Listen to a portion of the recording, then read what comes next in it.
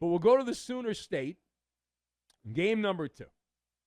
And if you were optimistic, if you were excited thinking, well, you had a pretty bad game 1 in this series, but then you had the Knickerbockers and the Pacers go bonkers in their series, so certainly you're not going to get 2 clunkers in a row in the Minnesota OKC series. So after truancy in the series opener, Ant-Man and the Wolves flew in for game 2 with SGA and the Thunder. And I don't know what you got going on, whether you sampled this or not. Maybe you were watching it, or maybe you were staring at a wall. If you were staring at the wall, you likely had as much fun as those watching the game. And as we like to point out, our public service announcement, do not worry, we watched, so you did not have to. In the game, very similar, same blueprint as game 1. It was close at halftime, and then they had to play the rest of the game. And Shai Gilgeous-Alexander, 38 points, 24 hours after he was named the MVP, picked up the award there in a gala ceremony. How upset was Adam Silver? He had to fly to Oklahoma to hand him the trophy. He must have been so pissed. Anyway, he got the trophy, and then Oklahoma City went out there in the second half, and the term is, I'll use the term, disemboweled. They disemboweled Minnesota yet again. They win 118-103 the final, and so it is 2-0 in favor of the team from Oklahoma, and they have held serve at home, and now the series will shift up north. Gilgeous-Alexander made 12 of 21 field goals and 13 of 15 foul shots. That continues to be a cloud following him around as the critics of Gilgeous-Alexander are having a field day with that, but he did get the trophy there from Adam Silver. He also had 8 assists and 3 steals and a partridge in a pear tree. Jalen Williams had 26. Chet Holmgren, who looks like Skeletor, had 22. And so that's where we are. Game 3 will be Saturday in downtown Minneapolis. Tickets are not available. I believe that game's sold out. The better story, though, is in that losing locker room. And if you listen to this show on a semi-regular basis, there is a method to the madness. There is a formula that we have. You've likely picked up on it, unless you're totally obtuse. And the way it works is we look at the team that lost, and then we break it apart. We put it under the microscope, and we analyze it. We like to play this game called the blame game. We like to play the blame game. It's a fun game to play, the blame game. And this night, rather easy to play the blame game. Now, before we get into that, let's get to the head coach of the Minnesota Timberwolves. First off here, let's go to cut 2 first. Here's Coach Finch, who was commenting about how his team has had no clue how to stop SGA. Take a listen. Yeah, obviously, Shai's a handful to contain. He's getting around us to when there's contact, he's getting around us. We got to do a better job of squaring him. Okay, it's all about the square. You squares. You got to square them up. That's what I always told my players when I was coaching back, and they got to square them up. Here's one more from Coach Finch, and so it's 2-0. You're down. You got game 3 in the Wolf's Den, and what's going to happen in that game, Coach? Every minute in the series is a chance to find something, Okay. We're going to go back home. This is a good team at home. So we're going to go home and fight for game 3. I mean, heads up and look at the tape and get ready for game 3. I think they have a better chance. Like if it was a fight, I think that Minnesota has tougher players than Oklahoma City. Like I think Chet Holmgren could win a fight. I know he's tall, but he one punch. That's it. Now, don't bury the lead, my man. All right, so the story here is Julius Randle, who was not only a basketball player, he was horrible. So let's discuss that part of it, because this is the number two option. Number 2. Behind the star, the headliner, Anthony Edwards, who also made some headlines for what he did after the game. But let's discuss the question, what happened to play off Julius Randle for the Wolves? So I've got Day Spa, Vacuum, and Quickie Mart. And we will combine all of these things together, and we're going to make some amazing sticky rice and beef bulgogi. That's what we're going to make. All right, so Julius Randle, I was just asked in a previous episode of the show, has he changed his reputation now? Has he figured things out? And he was known early in his career as a guy that was a ghost in playoff games. Well, Randle in this game sucked at a time you cannot suck. And forget load management. I know that's all the rage in the NBA. Not load management. This was waste management. What a waste. What a waste. Hot garbage. And he was benched in the fourth quarter. Your second player on the team is benched in the fourth quarter. Now, this is a reminder that even when Randle is going well, and he has had some nice performances in the playoffs, so a lot of that was against fat Luka and the Lakers, so how much credit do you get for that? But he still has those demons. Those demons. Ooh. From NBA playoff past in him. And that was a total clunker. And that doesn't do it justice. 6 points, 4 turnovers, 5 assists, 5 rebounds, 2 of 11 floor, and got hemorrhoids from sitting on the bench in the fourth quarter. But wait, there's more. So Randle, we're pretty sure that he went to the day spa during the game. And he decided, I'm going to do that cold plunge thing. And he did it during the game at the wrong time.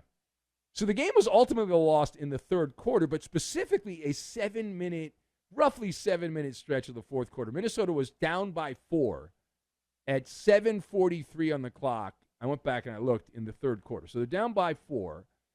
Anyone's game, 2 baskets. Really, with the NBA, it's a 3-point shot and maybe a 4-point play. You're tied up. From that point, over the next 7 minutes and 8 seconds, Oklahoma City went afterburners. They went turbo-tastic, and it was 30-10, plus 20 for Minnesota, or plus 20 for Oklahoma City, minus 20 for the Timberwolves, and they were down by 24 points at that point. Game, set, and match.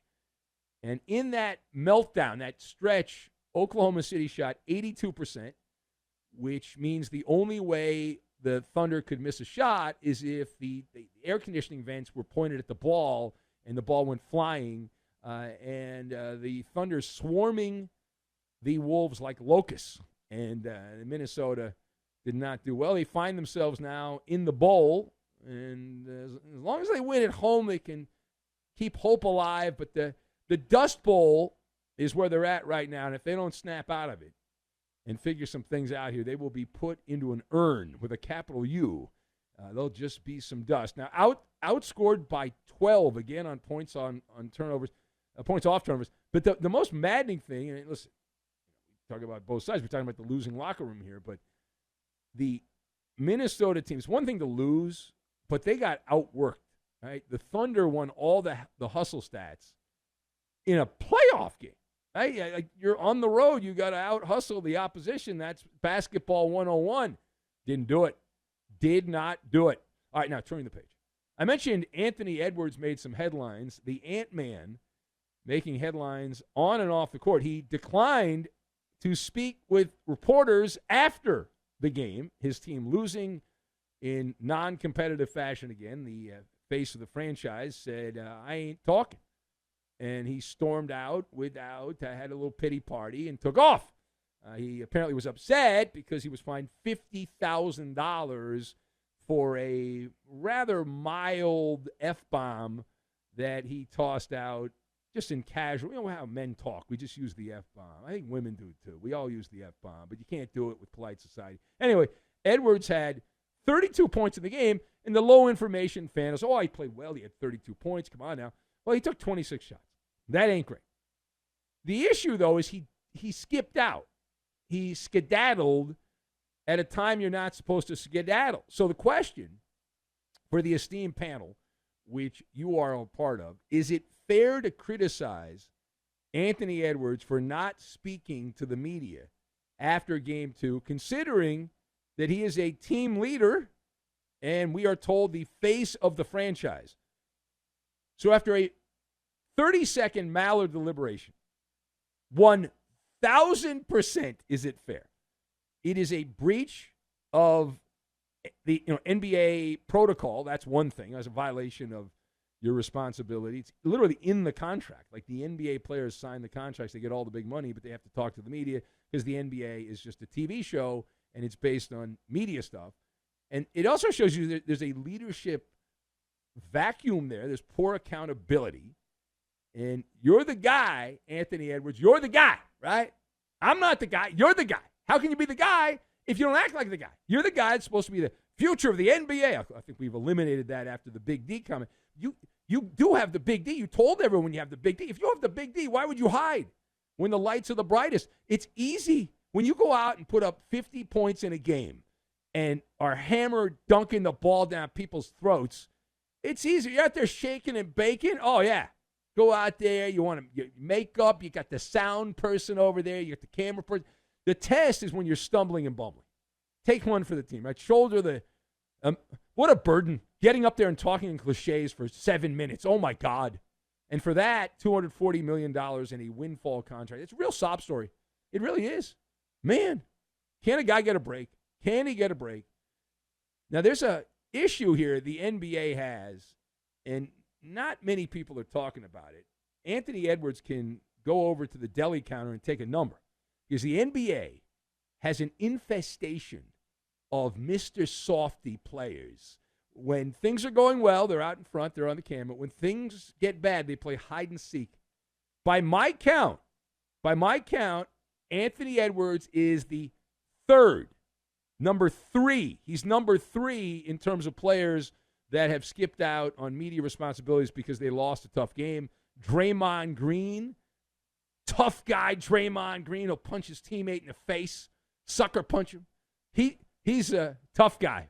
Couldn't show up to the media thing. Got scared of the media. How about Tyrese Halliburton, the hero of this playoff, the story of this playoffs, the breakout star of the playoffs? Pacers lost a tough game in the last round, and he skedaddled out of there. He couldn't man up and talk to the reporters. Oh my God, I can't speak in cliches. So he'll get fined again, Anthony Edwards, and upward and onward. And last word here. So I saw this. I wanted to mention, I don't know if you saw it or not, former NBA coach Michael Malone for the second consecutive night providing content. We thank him for that. He's masquerading as a TV guy, even though he'll just be coaching someone else next year. So Michael Malone spoke about guarding Shai Gilgeous-Alexander, right? I talked about how do you defend him and all that stuff. He said, quote, "It's almost impossible. A lot of times offensive players like Shai will initiate the contact or hook their arm looking to draw the contact. He is," here's the money quote from Michael Malone, he said of SGA, "he is a foul artist." Foul artist. So Michael Malone, longtime NBA coach, says that the MVP of the NBA, SGA, is, quote, "almost impossible to guard because of the arm movements that he makes, and is a foul artist." Can you decipher what exactly that means? So yes, I can. I have turned to the Maller Rosetta Stone. Which is never wrong. So SGA's game, what Malone is saying is SGA's game is like a quickie mart. It's stop and go, stop and go, stop and go, stop and go. He's baiting the defender in. And it's not so much that he's beating the defensive player, if you know what I'm saying. But if you're stopping and going and the defender is reacting to that, you're drawing fouls. And really all this is, and we pointed this out in previous episodes of the show, this is the next generation artisan. He is the next generation artisan who took the baton. I know James Harden's still playing, not in big games in the playoffs. He doesn't show up for those, but he plays in the regular season. And Dwayne Wade, who's not playing anymore, he's out getting tattoos. Those guys, right? If foul drawing, here's the other question. If foul drawing is a legitimate part of the game, then why do so many coaches and players and fans, everyone get very upset and they're very angry, right? They label the players for mastering the art of foul baiting, if you will. So I look at it like gamesmanship, and I look at it like the tush push. Instead of trying to ban the tush push, you should figure out what Philadelphia is doing and run the play. Like, that's my argument. And instead of being upset with SGA because he's baiting for fouls, you should say, what is he doing? Let's do that. That's really good. That's something we should be doing, right? He's like a surgeon out there on offense using a scalpel to leverage defenders' mistakes and get cheap points. And this is a great example, this game right here, where from the foul line, he got 15 foul shots, 13 points, where no one's guarding you. You're just standing there, and it's practice. It's pop a shot is what it is.